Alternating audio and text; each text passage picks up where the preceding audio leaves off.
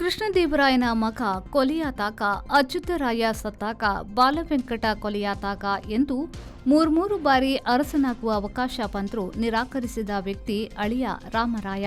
ಈ ಅಳಿಯ ಮತ್ತು ಒಂದು ರೀತಿಯ ಆಡಳಿತದ ಹಿಡಿತ ರಾಮರಾಯನ ಕೈ ಹತ್ತಲು ತುಳುವ ವಂಶದ ಆಡಳಿತ ಇದ್ದುದು ಕಾರಣವಾಗಿರಬಹುದು. ಕೃಷ್ಣದೇವರಾಯನ ಮೊದಲ ಮಗಳ ಗಂಡ ಅಳಿಯ ಎಂದು ಅಂದಿನಿಂದ ಸಾಯುವ ತನಕ ನಿಜವಾಗಿ ವಿಜಯನಗರದಲ್ಲಿ ರಾಮರಾಯನ ಹಿಡಿತವೇ ಅಧಿಕಾರದಲ್ಲೇ ಸಾಗಿತ್ತು.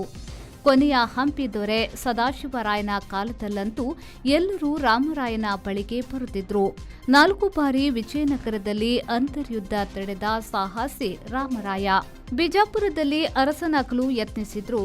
ಕಪೂಲ್ ಖಾನ್ ಮತ್ತಾತನ ಭಾವ ಕೊಲ್ಲಲ್ಪಟ್ಟ.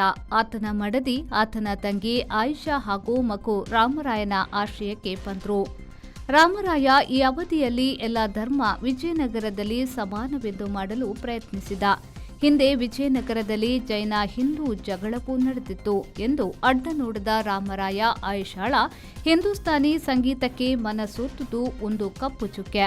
90ರ ಪ್ರಾಯದಲ್ಲೂ ಸೇನೆ ಮುನ್ನಡೆಸಿದ ರಕ್ಕಸ ತಂಗಡಿಯಲ್ಲಿ ಯುದ್ಧ ಮಾಡುತ್ತಾ ಸಾವು ಕಂಡ ರಾಮರಾಯನ ಚರಿತ್ರೆ ವಿಶೇಷವಾದದ್ದು.